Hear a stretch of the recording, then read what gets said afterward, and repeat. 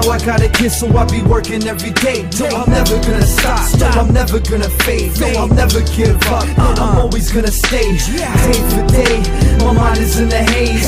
Now I got a kid, so I be working every day. No, I'm never gonna stop. No, I'm never gonna fade. No, I'll never give up. I'm always gonna stay.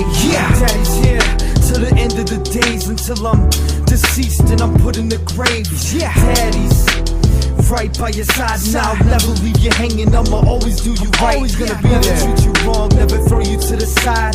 Even with this economy, I'm here for the ride. No, I never give up. I'm always gonna try. Quitters is for pussy, so all deadbeats will get fried. I don't got time for games, so I'ma be a daddy and do my everyday. I go to work, man. Never fade, never fall, never run. Nope, that shit is for pussy ass chumps.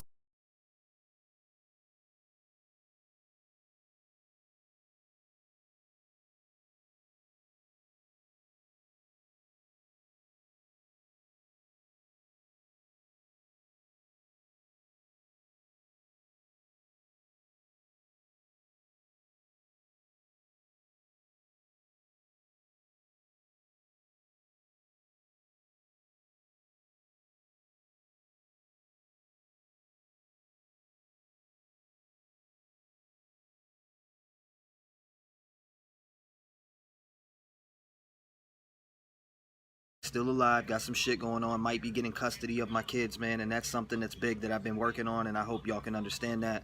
Man, it's something big. Miss my kids, and getting custody of them will mean the world to me, so I've been putting a lot of focus onto that, my energy into that.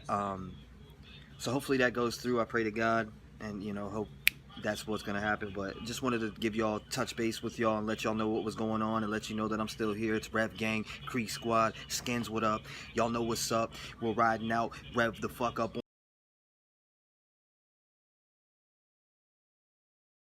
My name is Dr. Craig Childress. I'm a clinical psychologist in Pasadena, California. I specialize in treating ADHD spectrum issues, angry oppositional kids, family and marital and relationship problems. Today I'm going to talk to you about how to work with a deadbeat dad. Now, a deadbeat dad, the phrase deadbeat dad, kind of has two different connotations. The first, and the traditional connotation, is a dad who doesn't pay child support. And from that perspective, there isn't a whole lot in terms of psychological material that there is to work with. That's basically a legal issue. And there's a lot that you can do in terms of working through the legal system. There's laws and the ability to garnish his wages, various legal options that you would have to collect child support. The one thing you cannot do is you cannot base visitation on whether or not he pays child support. The two of those are independent. But those are legal issues. The second feature of a deadbeat dad, and one that's more in the psychological realm, is what to do about fathers, and oftentimes it's fathers, who are inconsistent in their visitation with the children.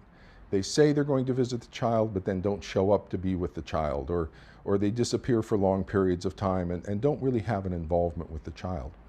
And many times the other parent, oftentimes the mother, feels the pain of their child who wants to have a relationship with the dad, and looks forward to these times when the dad says he's going to be over, and then becomes exceedingly disappointed when the father doesn't show up or when they are inconsistent. And the basic issue in that is you don't want to badmouth the other parent and alienate the child from a positive relationship with the other parent. At the same time, you don't want to deny the reality of what the other parent's behavior is doing to the child. Oftentimes the parents, the mothers, will err on the side of being too supportive of the father. And they will say, well, your dad really does love you. And they will make excuses for the father's irresponsibility in parenting. And while this is to some degree understandable, and with minor differences it can be helpful, when the father is absolutely irresponsible in working with the child, if the mother doesn't acknowledge the child's reality, the child becomes confused. The child doesn't feel loved by the father, but mom is saying he does. And that creates a sense of loneliness and alienation in the child, even more severe than would otherwise be there. So that's an interesting and difficult position for the mother or for the caregiving parent when the dad is irresponsible.